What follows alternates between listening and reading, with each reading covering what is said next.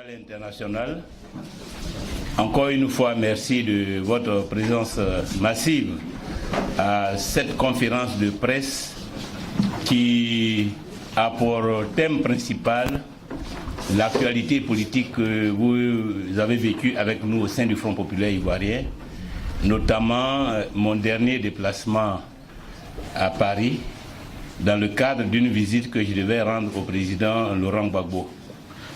Comme vous l'avez appris à travers le communiqué que j'ai publié depuis l'aéroport de Paris, ce voyage ne s'est pas soldé par le succès que nous attendions et que tous les Ivoiriens attendaient, parce que ce voyage s'inscrivait dans le cadre d'abord d'une visite de compassion au président Laurent Gbagbo, d'une visite de solidarité, mais surtout pour qu'ensemble nous abordions la lancinante question de l'unité du Front populaire ivoirien.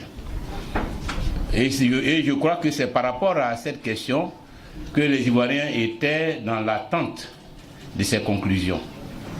Comme je l'ai indiqué, ce voyage a été préparé à travers l'initiative et la médiation d'un ami du président Gbagbo, en l'occurrence M. Aka Emmanuel, ancien ambassadeur de Côte d'Ivoire au Ghana. Depuis quelques années, M. Aka Emmanuel, en tant qu'ami du président Gbagbo, donc ami du Front populaire ivoirien, a essayé d'apporter sa contribution à la résolution de cette crise en favorisant une rencontre entre le président Gbagbo et moi-même. Je peux dire que jusqu'en 2018, ces initiatives ne se sont pas soldées par des succès, à telle enseigne que nous avons même perdu contact depuis juillet 2018. Dernièrement, il a repris contact avec moi parce qu'il s'est avéré que le président Gbagbo pouvait me recevoir. J'ai effectivement réaffirmé mon intention de le rencontrer et nous avons échangé. Comme je l'ai indiqué dans le communiqué, nous avons fait connaître à l'opinion ce voyage et c'est ainsi que donc, je me suis rendu à Paris où résidait déjà M. Aka Emmanuel afin que nous fassions un chemin ensemble vers Bruxelles. À mon arrivée et à ma grande surprise, il y a changement de programme. Au lieu de prendre la direction de Bruxelles, on me dit qu'un journaliste de RFI est déjà prépositionné pour recevoir une déclaration que je devais faire autour principalement de la question de la reconnaissance du président Laurent Gbagbo comme président du FPI. Sur cette question, j'avais déjà à plusieurs occasions donné ma position. Et avant même de quitter ici Abidjan, à tous ceux qui m'ont posé la question, y compris M. Aka Emmanuel, je lui ai dit que ni aujourd'hui ni demain, je ne pourrais faire une telle reconnaissance. Parce que le président Gbagbo n'est pas président du Front populaire ivoirien. Il est président fondateur du parti. Nous pouvons même dire qu'il est notre chef. Mais président du parti, c'est une chose. Être fondateur d'un parti, c'est une chose. Être un chef aimé, adulé, c'est une chose. Mais ce qui ne vous appartient pas, vous ne pouvez pas faire, je dirais, usage d'une quelconque notoriété pour vous l'approprier. Je suis président du parti depuis juillet 2001, grâce à M. Laurent Gbagbo.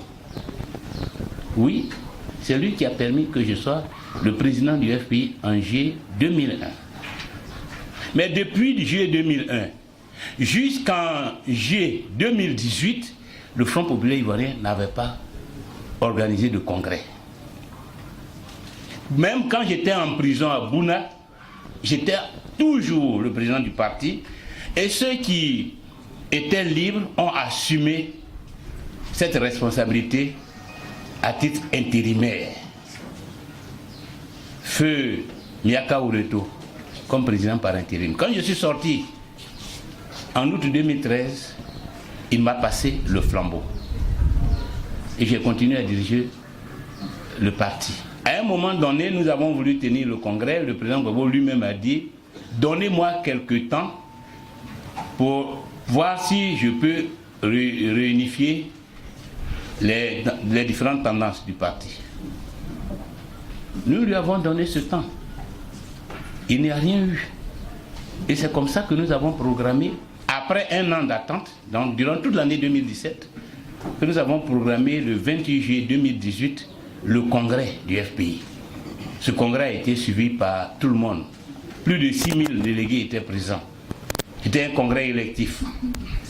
Et au vu, au su de toute l'opinion nationale et internationale, j'ai été reconduit à la tête de ce parti par 4500 congressistes votants et avec un score de plus de 99%. Les camarades m'ont réaffirmé leur confiance. C'est ça qui est la réalité politique et juridique du Front populaire ivoirien. Donc ce n'est pas parce que nous avons de la considération pour le président Gbagbo que nous allons affirmer des choses qui ne sont pas vraies. Non. Si le président Gbagbo veut le parti, c'est une chose. Mais dire qu'il est président du parti, c'est faux. Hier c'était faux, aujourd'hui c'est faux. Donc, face à cette demande, j'ai dit non. On me dit que si je ne fais pas cette déclaration, le président Gbagbo ne va pas me recevoir. Je dis qu'à cela ne tienne. Je rentre donc à Abidjan. Je rentre à Abidjan déçu de son attitude. Parce que ce qui est en jeu, c'est l'avenir du Front populaire ivoirien, c'est l'avenir de la Côte d'Ivoire. Et c'est pourquoi beaucoup d'Ivoiriens fondaient beaucoup d'espoir dans cette rencontre. Les questions d'ambition personnelle, je pense, sont secondaires face à l'intérêt du pays.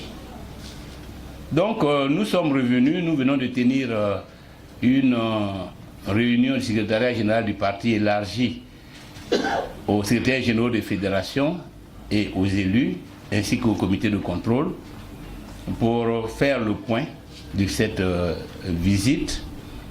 Il était important que nous puissions rencontrer la presse pour qu'au-delà du communiqué que nous avons publié hier, nous puissions vous apporter les compléments d'information que vous souhaitez afin d'éclairer objectivement vos auditeurs, vos lecteurs. Encore une fois, merci d'être venus. Je me tiens à votre disposition pour vos questions éventuelles.